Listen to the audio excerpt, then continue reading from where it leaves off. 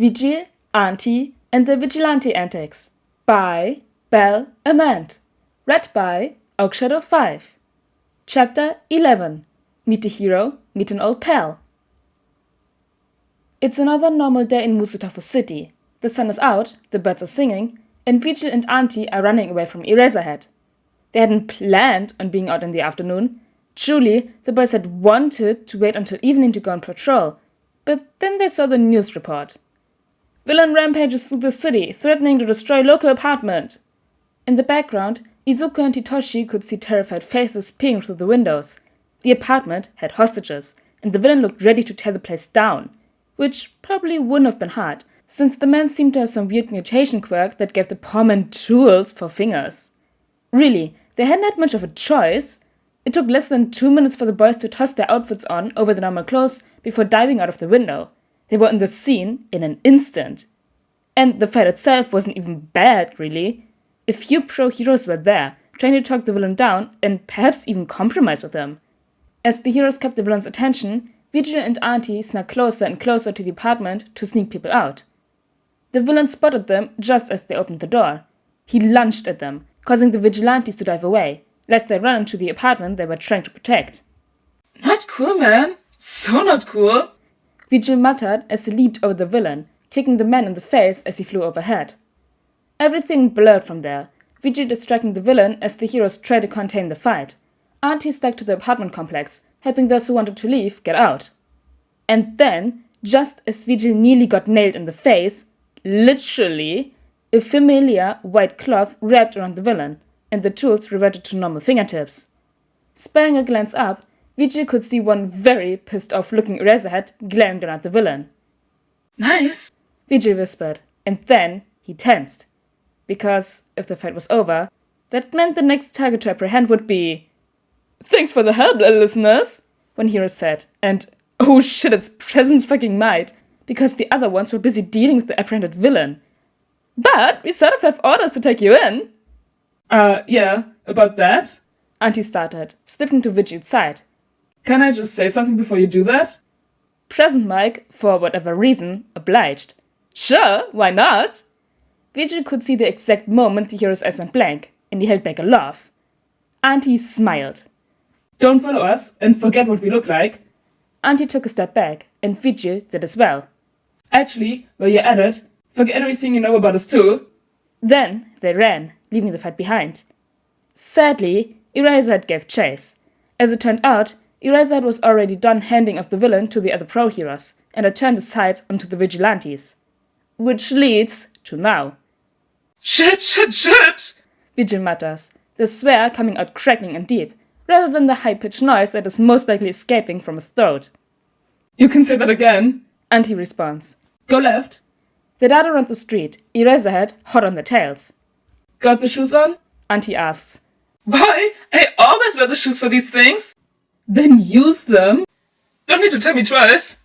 Vigil says as he yanks Ante closer to him. In one smooth leap, Ante pulls himself onto Vigil's back, and Vigil slams his feet onto the ground. In a split second, they're airborne, the speakers in Vigil's shoes launching them to the rooftops. It only takes Eraserhead a few seconds to be up there as well. New trick, Eraserhead asks as he activates his capture weapon. Don't you know it? Vigil taunts, leaping out of the way. We've always got something up our sleeves. Ante adds, taking his own capture weapon off and activating it. Eraserhead opens his mouth, and Vigil leaps into his view just as the hero asks. Is that so? In the blink of an eye, Vigil is trapped within Eraserhead's weapon. In the next moment, Eraserhead's quirk stops as his eyes glaze over. A few seconds later, Vigil and Ante are leaping away, landing in an alleyway a few streets over, as Eraserhead stands blankly on a roof. The moment that he knows the coast is clear, Vigil rips off his mask and pulls off his jumpsuit, revealing a casual shirt and jeans underneath. Beside him, Ante does the same, ripping off his mask and hoodie, but leaving his black pants alone. A dark blue shirt remains on his chest, complementing his excited violet eyes. The two look at each other, and start to laugh. "That was close," Izuku mutters, leaning up against the wall. "You nearly got us that time." He lets out a soft sigh, adrenaline fading and leaving behind nothing but fatigue. Hitoshi, on the other hand, is more energetic than usual. "He's so cool," Hitoshi whispers. Yeah, Hitoshi. Fanboy over Eraser after we hide the clothes? Right. Hitoshi frowns. We really need to start carrying a bag or something to hide our stuff in. I doubt this will be the last time we have to take cover and blend in before we can get home. But then they might start to recognize the bag we use, Izuku points out, then hums. Unless we could make a reversible bag, and then we could store gadgets in there to bring to our clients, or extra weapons we want to test out, or just our gear in case we wander into an area that needs help immediately. Izuku smiles at Hitoshi, energy returning as quickly as it left him. That could work! Hitoshi, you're a genius! I know, Hitoshi huffs, then shoves his mask and hoodie into Izuku's hands. I'll go get us a bag. A few minutes later, Hitoshi returns from the nearest convenience store with some paper bags.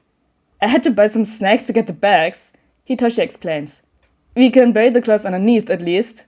Good idea, Izuku says, and they quickly fold the clothes and cover them with the new treats, then start to walk back to their apartment. God, why does the apartment have to be so far away? Hitoshi complains, shifting his bag from one arm to the other. Izuku, we should make jetpacks. Jetpacks? So we can just fly back when we're done. Hitoshi? Yeah? I love you. You're my best friend, and you're one of the smartest people I know, but you're an absolute idiot sometimes. Hitoshi pouts, causing Izuku to laugh. Jetpacks would be cool, but imagine how easy it would be to track someone flying in the air.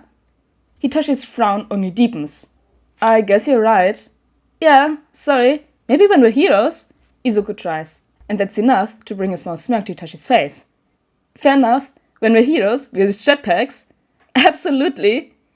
They smile at each other, both boys giggling lightly at the idea. But their amusement doesn't last long. Suddenly, Hitoshi jolts as a blonde boy bumps into him, knocking the violet boy back as he passes in front of the duo. Hitoshi stumbles, hands tightening over his back. The boy doesn't even seem to notice what he's done, and as such, doesn't even apologize. Izuku finds himself huffing with annoyance as he grabs Hitoshi by the shoulder, making sure his friend is steady as he says, "Some people have no manners." The blonde stops in front of them, then turns to face the pair. His red eyes glare down on them as he steps closer. "What did you say?" he asks, voice low and rough. He sounds like he's trying to intimidate Izuku, like he's better than Hitoshi and is the one being treated poorly. How to scare me when I take down murderers in my free time, Izuku thinks, and the brunette stands firm on the spot as he responds with, "I said, some people have no manners. You knocked into my friend and didn't even try to apologize." "It's fine, Izuku," Hitoshi says softly, drawing Izuku's eyes away from the blonde to meet his best friend's gaze instead. Because of this, he misses the shock that reaches the blonde boy's eyes. He probably just didn't notice. It's no big deal. Let's just head back. Izuku sighs. Fine, let's go. Without sparing a glance to the blonde, he takes Hitoshi's free hand and continues on his way. He only gets a few feet away before a tight grip catches onto his shirt, tugging the boy back. Izuku startles, hand slipping from Hitoshi's and quickly forming into a fist. He barely stops himself from trying to punch the boy, forcing his instincts to freeze even as he whirls around, eyes narrowing. "What do you want?" Izuku asks, the words nearly a snarl as they exit his mouth. But the blonde doesn't answer at first, just staring at him in confusion. "Well?"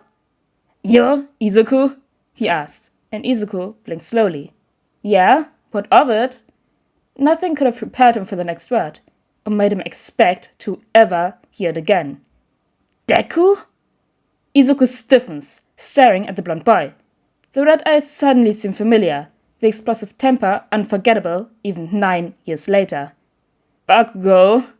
Izuku grinds out the word, and Bakugo's mouth drops. "Bakugo?" he asks. "What happened to that Kachan shit?" He shakes his head, his spiky hair becoming even messier with emotion. "Forget about that. What happened to you? One day you were following me around, pissing me off, and the next you're just fucking gone? Where the hell did you disappear to?" In another world, maybe the questions would have made Izuku feel better. In another world, he'd see how his friend had missed him. In another world, he'd realize how concerned Bakugo has been, how even underneath his anger, he cared for his childhood friend. But in this world, Izuku is 13 years old. Izuku is 13 years old, and he hasn't seen Bakugo since he was 4, and all he sees is the anger on top. He can't see anything but the anger on top. He can't even pretend to imagine that Bakugo might care about him, might be concerned. He only sees the glaring eyes and snarling lips, and the anger that surges through the blonde boy he once knew. And Bakugo's anger only fuels his own. What happened to me? Izuku asks, words falling out of his mouth, cold and bitter. My mother fucking died, you insensitive prick! Izuku spits out the words, and Bakugo recoils. That's why I disappeared. My mom was gone, my father's been gone. Where the hell do you think I'd go? You're an orphan? Bakugo doesn't even seem to believe it as he says it. What's it to you? Izuku bluntly returns, his anger only growing. In another world, Izuku would see how the words seem to land a blow on the blonde, how he recoils further and his glare softens, eyes almost shining with tears long unshed. He'd see how Bakugo's mouth opens, not to shout, but to say something. But Izuku turns around instead, saying, I have to go. He doesn't say goodbye. He doesn't feel the need to, instead just leaving the blonde behind like the blonde used to do so many years before, pulling Hitoshi along with him. Wiping away the quickly forming tears, Izuku can only hope that he never has to see Katsuki Bakugo again. He doesn't know what he'd do, what he'd say, and the thought scares him more than it should.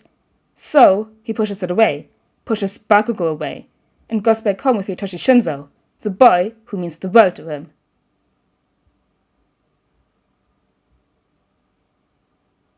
Oh my gosh, they met with Bakugo. I'm going to cry. I'm so proud of Izuku. This last part of the chapter was so well written. But anyways, guys, I hope you all enjoyed chapter 11 of Vigilante and the Vigilante Antics, and I'll see you all next time. Bye!